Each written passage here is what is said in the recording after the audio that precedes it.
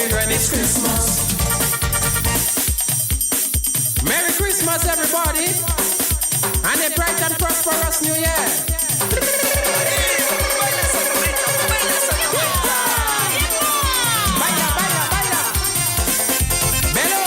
You're drinking rum like water. Lego.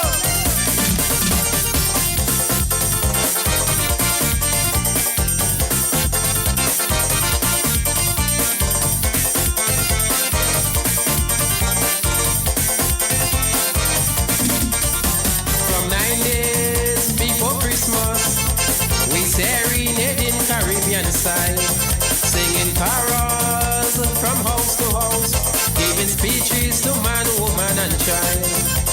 We eat, we cake, and we drink, we wine, and party morning, noon, and night. We keep the mailman busy all the time, bringing postcard and give up Christmas joy. Sing! It's Christmas, it's Christmas, it's Christmas, it's Christmas. Time for us to be happy, time for us to be glad, time for us to be merry. Jesus Christ was born. It's Christmas, it's Christmas, it's Christmas. People, it's Christmas. Aye, aye. Merry Christmas, everybody.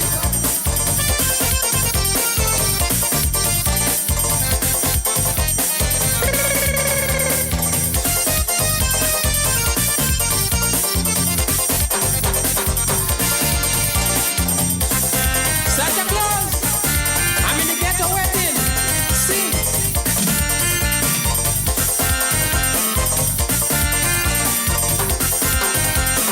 I'm saying goodbye. Next time you hear the sound of my voice will be for the evening's announcements coming up at 6:30. It's time to bring you the evening news right about now.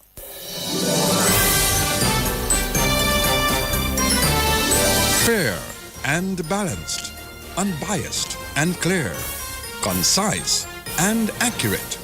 This is the DBS Evening News. Here now is your presenter with the headlines. Good evening and welcome to the DBS Evening News. In the headlines, the Farmer of the Year and Fisher of the Year to be named tomorrow.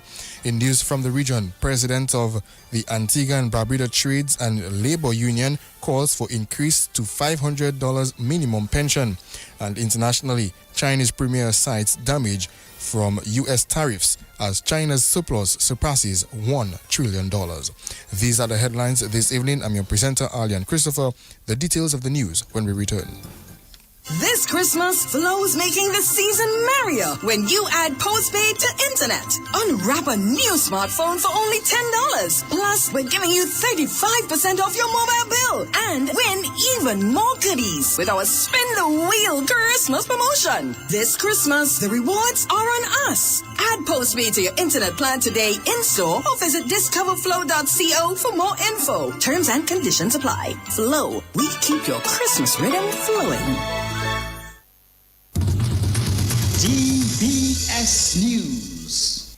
Welcome back. First up this evening, 27 farmers, agro-processors, and fisher folk from across Dominica will be honored tomorrow as the Ministry of Agriculture, Fisheries, Blue and Green Economy hosts the 3rd Annual National Agricultural and Fisheries Recognition Ceremony.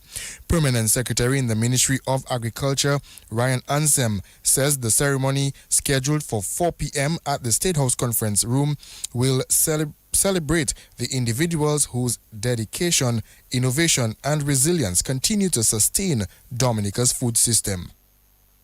This event, the ministry and its partners will honor farmers, fishers, agro-processors, youth leaders, new and emerging agri-entrepreneurs, educators, and community champions whose daily work strengthen our rural economy, safeguard our food security, and advances the vision of a modern blue and green economy.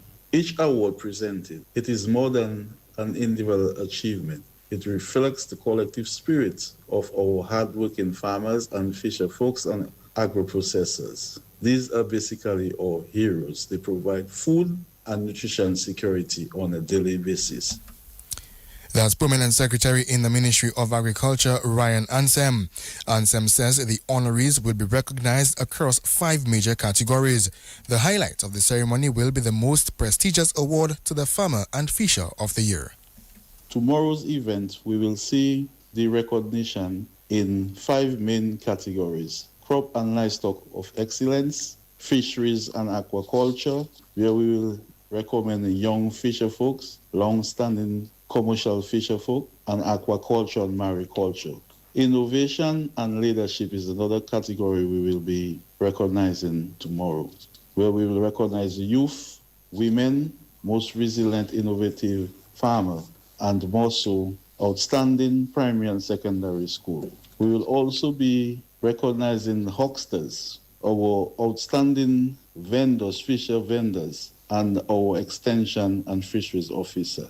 The most prestigious award will be Farmer of the Year and Fisher of the Year. So it's really an event where we celebrate our food heroes, the men and women and youth that provide food for our people, that nourish us, that gives us a daily nutritious diet. And so we want to salute and thank the farmers and fisher folks. And tomorrow's event is to appreciate their hard work and their success in agriculture and fisheries. And that is the Permanent Secretary in the Ministry of Agriculture, Ryan Ansem. Pastor of the Truth and Grace Fellowship Global Church, Randy Rodney, has hinted at throwing his hat into the ring for the leadership of the United Workers' Party. The UWP is set to hold its delegates conference on Sunday at the Goodwill Parish Hall from 2:30 in the afternoon, where the party's leadership and several other positions will be contested. Pastor Rodney made this announcement during his program Kingdom Connections on Q95 last night. After prayerful reflection, thoughtful consultation, and honest searching of my convictions, I have made a decision, one that I believe is not about ambition, but about assignment, not about position, but about purpose. And that decision is that I offer myself for political office, because I believe our nation needs leadership rooted in servanthood and guided by a genuine mandate to lift people. From the very beginning, I've understood leadership to be a call to serve. True leadership is not built on titles, applause, or personal elevation. It is built on sacrifice, accountability, and a willingness to labor where others may overlook. Quite honestly, I have seen the struggles of our communities. I have listened to the concerns of our youth, our families, our workers, our elders. And ladies and gentlemen, I cannot simply observe. I can't simply watch from the side when I know that I have the capacity, the compassion, and the conviction to make a difference. And that's Pastor of the Truth and Grace Fellowship Global Church, Randy Rodney.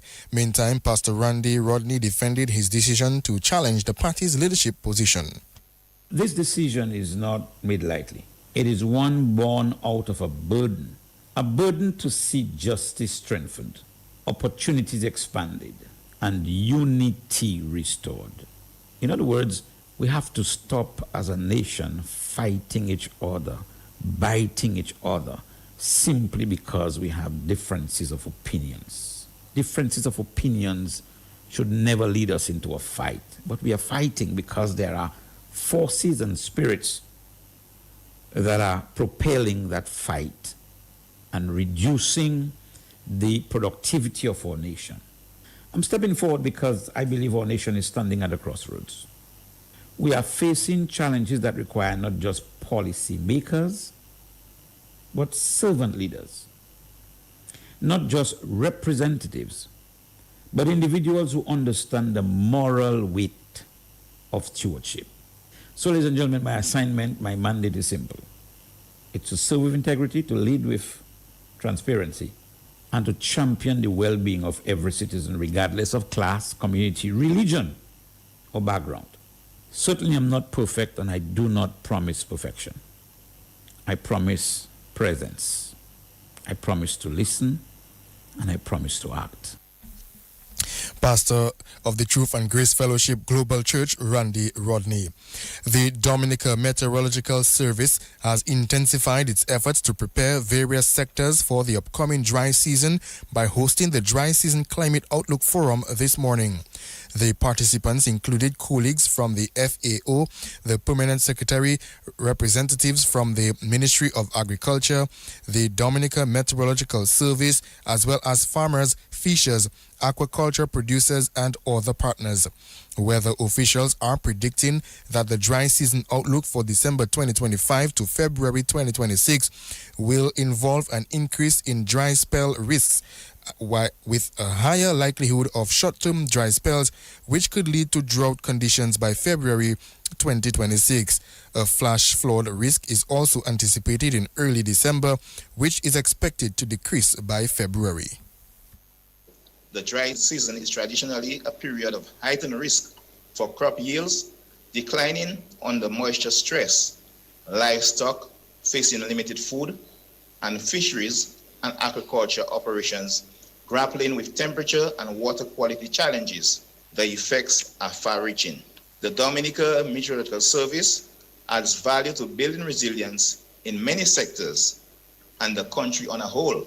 This is just one of many. Our responsibility at the Dominica Met Service is to ensure that the information we provide is not just accurate, but timely, actionable, and clear, enabling users to plan ahead and reduce climate-related losses. This is the purpose of today's forum, to make climate information truly usable. This event builds on the important work already done through the National Climate Outlook Forum and the Agricultural Climate Outlook Forum held earlier this year. By continuously monitoring key regional climate drivers such as El Nino, La Nina, which we call ENSO conditions, rainfall differences, temperature trends, and other indicators. And that is Senior Met Officer Marshall Alexander. Executive Director of the Dominica Social Security, Janice Jean-Jacques Thomas, says the institution has remained committed to the welfare of contributors. Her comments as the Dominica Social Security made financial contributions to 12 charitable institutions last week. The donations being presented today range in amounts from $1,000 to $5,000, with the recipient organizations being the following: Cause, the center where adolescents learn to love and serve at Portsmouth. Chances, Children's Home for the Abused, Neglected, Cheated, and Emotionally Scarred, located at GMIT. The Dominica Association of Persons with Disabilities, Dominica Dementia Foundation, Dominica Infirmary, Education Trust Fund, Grotto Home for the Homeless, House of Hope, located at Daly's, Maho Senior Citizens Home, Northern District Home for the Aged, St. Jerome's Ministry at Granby, the Social Center Model Preschool. I venture to say, without fear of contradiction, that both in the context of today's activity, as well as the continued timely and accurate payment of the various benefits that it is mandated to pay to eligible persons as and when they become due, the Dominica Social Security continues to touch lives of Dominicans, thereby fostering their economic and social well-being. Executive Director of the Dominica Social Security, Janice Jean-Jacques Thomas. Chairman of the Integrity Commission, Steve Hyacinth, has called for corruption to be rejected in all its forms. His call comes as Dominica joins in the observance of International Anti-Corruption Day today. Integrity is the quiet force that holds the nation together. It is the courage to do what is right when no one is watching. The discipline to choose honesty over convenience, and the commitment to serve others with transparency and fairness. When integrity lives in our people, corruption loses its power. When integrity guides our leaders, trust becomes possible again. On International Anti-Corruption Day, we are reminded that the fight against corruption does not begin in institution. It begins in the human heart. It begins with each of us deciding that our nation's future is worth protecting through every honest choice we make. Chairman of the Integrity Commission, Steve Hyacinth, he says the Ecumenical Church Service and Awards ceremony organized by the Integrity Commission on Monday was worthwhile. Yesterday, Ecumenical Service and Awards ceremony strengthened this resolve. It reminded us that integrity is both a moral duty and a national responsibility. Across every faith and every community, we heard the same call: stand firm for truth, for justice, and for the kind of society we want our children to inherit. We also recognize individuals whose actions demonstrate what ethical leadership looks like in practice. The example shows that integrity is not simply a requirement.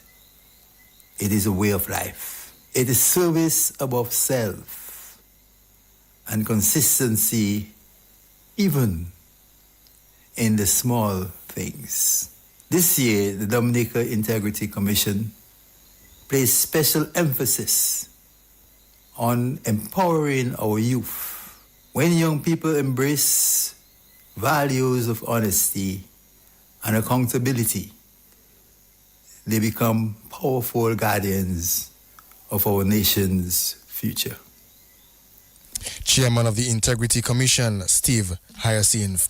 The United Workers' Party has added its voice to a call for the complete halt to what it calls the illegal quarry activity currently taking place at Dubois in Concord.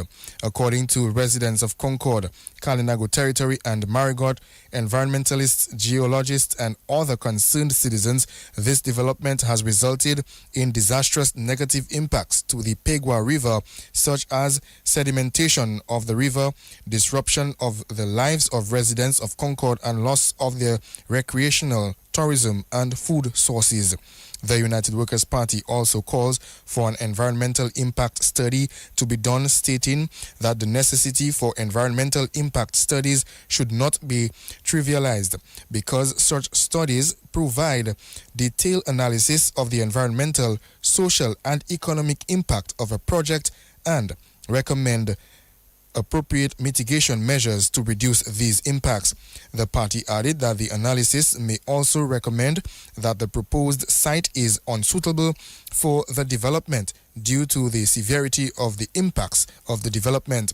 The UWP calls on the Roosevelt-Skerrit administration to halt this destructive development and seek an alternative site for quarrying in an area where the impact will be significantly reduced.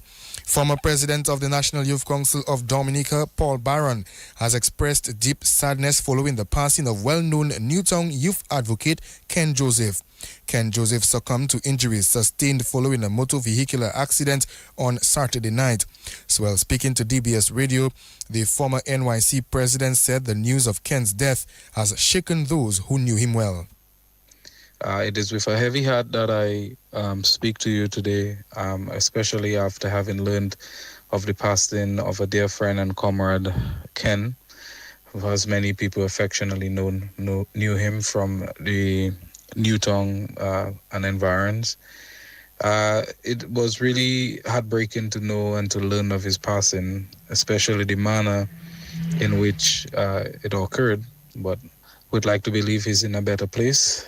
In my experience, in knowing Ken has always had the sort of outgoing, very ambitious, very forward-thinking young man as far as youth development and community was concerned.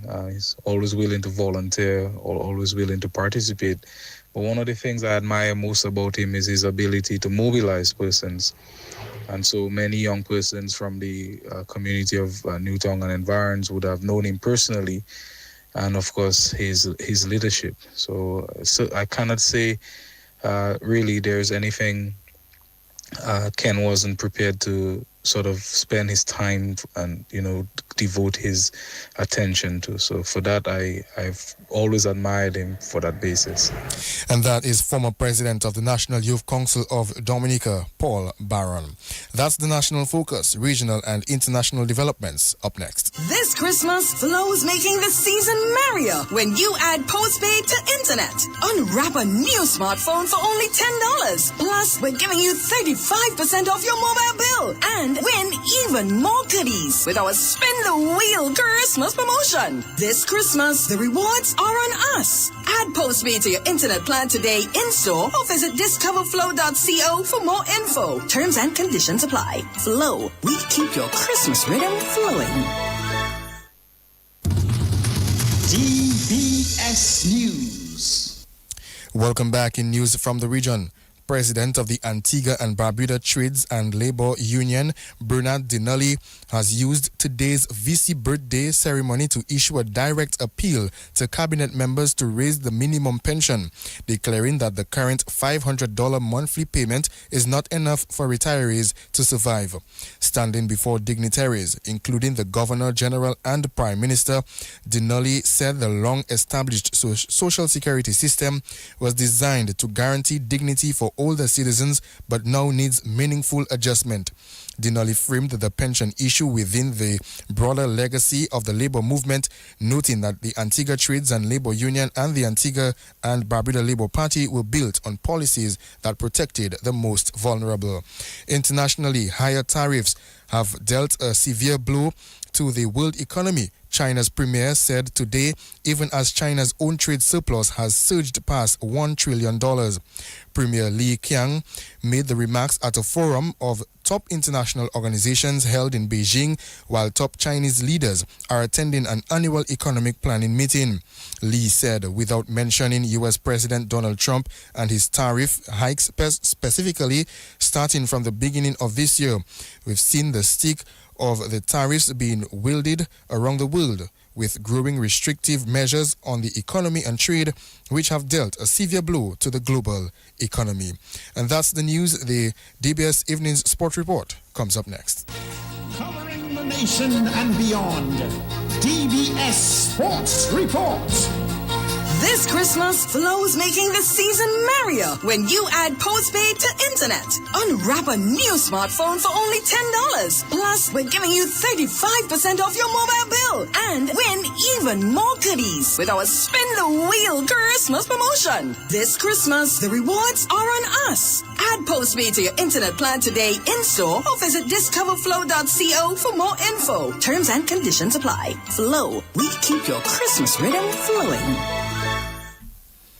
Well, welcome to the DBS Evening Sports Report. We kick off with some cricket. New Zealand, they have won the toss and they have elected to bowl first. Well, the West Indies, they are 25 without loss after 5.2 overs. Currently, the batters there are John Campbell, he was unbeaten on 15, and Brandon King, unbeaten on 10. So 5.3 overs, 27 for no loss. John Campbell on 17, Brandon King also unbeaten on 10. The bowlers so far for New Zealand, Jacob Duffy, he has 3 overs, none for 10, and Zach Fuchs, 2.3 overs, none for 16 so far. The West Indies lineup: John Campbell, Brandon King, Kavem Hodge, Shea Hope, Roston Chase, the captain, Justin Greaves, Tevin Inlack, Kima Roach, Jaden Seals, Anderson Phillip, and OJ Shields. So this evening we have no Kavem Hodge, and a boundary has just been hit. Sorry, no Kavem Hodge, but no Alec Athanaze. And that was just a boundary hit there by John Campbell. So the West Indies, 26 for no loss at this time. In other sporting highlights, parliamentary representative for Marigot, Anthony Charles, is hoping the Neville Moose Peer Basketball Tournament will showcase the talent in the Northeast. The tournament gets underway this weekend. The tournament will feature the reigning national champions, the Paybush Eagles, as well as former champions, Detroit Blazers. The games will take place at the Wears Hart Court in Marigot.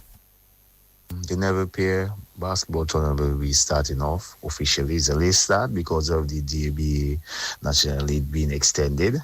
to October, November. So we're going to start off in this Christmas season, and we're going to try to showcase our talents, especially in Northeast and around Dominica, as we have all the national teams. We're going to have the defending champion Paybush Eagles, along with second runner-up Benz, Sharks, BABA Sharks, and we also have two teams from Marigot, and we also have Blazers from Maho, Detroit Blazers. We also have Dr. Kenneth Daru Falcons 767. So this tournament will also enhance and showcase new talents and talents already found, and just totally continue the basketball formation of these young players, talented players.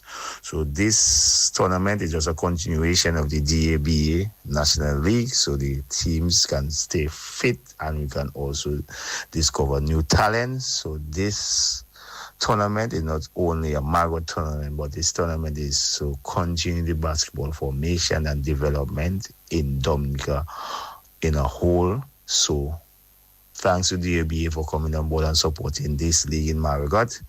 As one of the main supporters, we welcome all teams. So that's Parliamentary Representative for Marigot, Anthony Charles. Detroit Blazers will play the Paybush Eagles in the opening match on Sunday. The Dr. Daru Pishle Sports Club Falcons will take on the Neville Pier Warriors on Sunday as well. Dominica suffered another setback with the bat as their struggles against the St. Lucian bowling attack continued on day one of their 23 and under series. The three-day match at the Botanic Gardens. St. Lucia won the toss and opted to bowl first. Dominica were under pressure at 62 for 5 before Malachi Xavier and Jelani Joseph showed a little resistance. The Dominicans were eventually dismissed for 124. Malachi Xavier got 37, Jelani Joseph 34. Aaron Joseph picked up 2 wickets for 9, Jaden Ellibox 2 wickets for 4, and Keon Gaston 2 for 26 for the St. Lucian team. St. Lucia in reply were in a dominant position at 100 for 2 before the Dominican bowlers managed to pull things back. St. Lucia were bowled out for 170. Theo Edward got 60 and Tariq Edwards 31. Jelani Joseph took 4 for 56 and Kyron Phillip and Jet Joseph 1 wicket each. Dominica in reply, they were 2 without loss at stumps on day 1. The scores heading into day 2 will be Dominica 124 and 2 without loss, St. Lucia 170. Dominica trails by 44 runs. Darren Ehrlich led a disciplined Dominica bowling attack as the national under-15 team got the better of Grenada in action from the Windward Islands under-15 cricket tournament in Grenada today. The game was reduced to 18 overs. Dominica won the toss and opted to bowl and restricted Grenada to 61 for 6 in their 18 overs. Dylan John took 1 for 16, Drent August 1 for 7, and Darren Ehrlich 2 for 3. Joshawn Joseph had none for 7 in his 4 overs.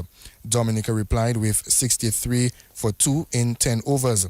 Derwin Lewis got 31, Alex Armstrong got 14. Dominica won by 8 wickets, and Dominica will play St. Lucia on Wednesday. And 4 matches were played at the forecourt of the Windsor Park Sports Stadium in the Sports Division Secondary Schools Netball Championship. Castleborough Secondary School won over Portsmouth Secondary School A in the Under-16 division with 9 goals to 5. Shooting for Castleborough Secondary, Ricara Prescott had 2 goals from 7 tries. Kiara Shillingford 7 goals from 15 tries. Shooting for the Portsmouth Secondary School A, Simran Sharma 2 goals from 10 tries, and Sonina Morand 3 goals from 4 tries. In the Under-20 division, Castleborough Secondary School won over the Portsmouth Secondary School 43 goals to 31.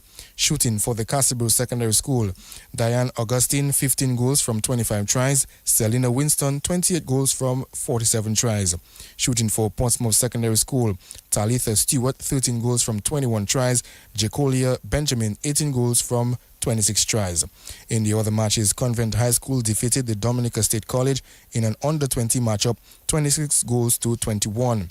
Shooting for Convent High School, Knowles Didier 12 goals from 20 tries, Chloe Gregoire, 14 from 22.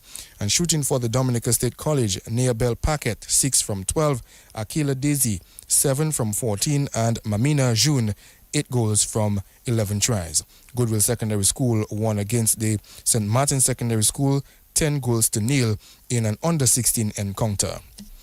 Back to some cricket. Hardik Pandya hit an unbeaten half-century and the Indian bowlers put in a good team shift as India made light work of South Africa to take the first T20 on Tuesday.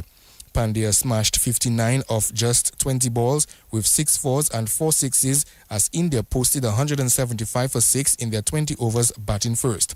Lungi and Gidi took 3 wickets for 31 and Sipamia 2 for 38. South Africa in reply were bowled out for just 74 runs.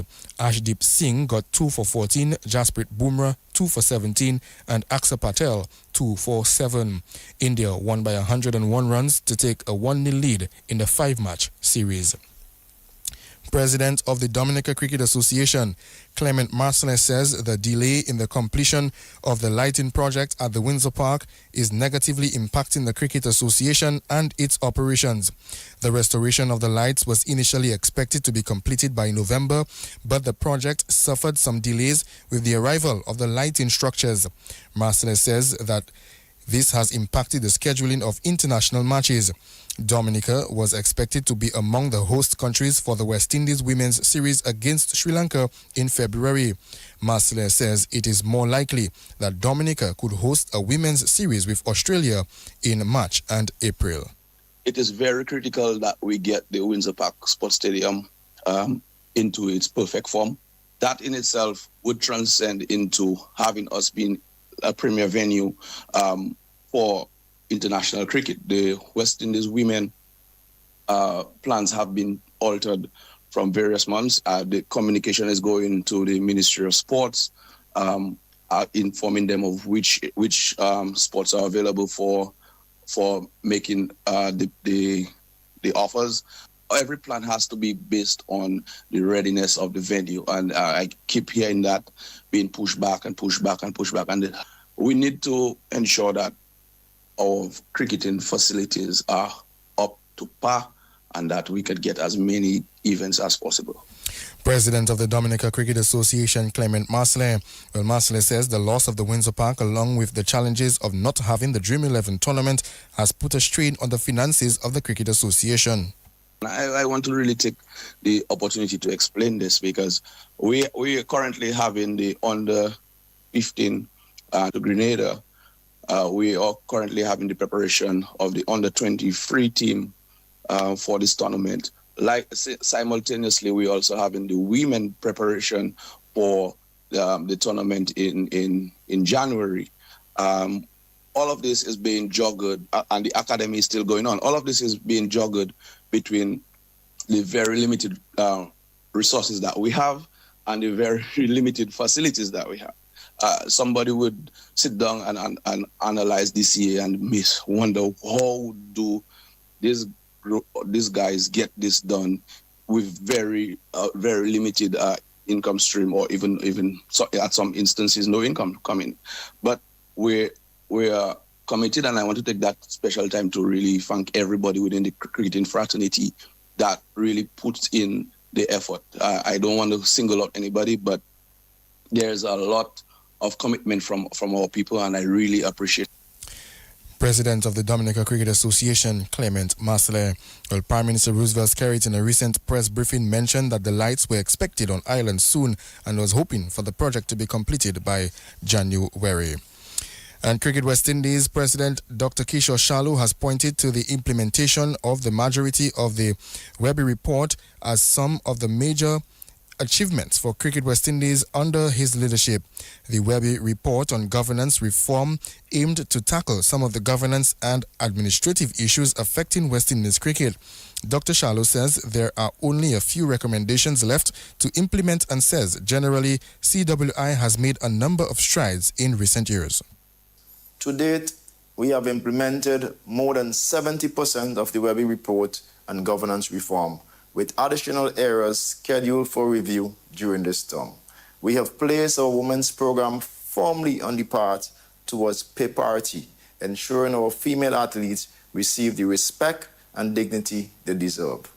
We have negotiated a fair and forward-looking memorandum with the West Indies Players Association that strengthens player compensation.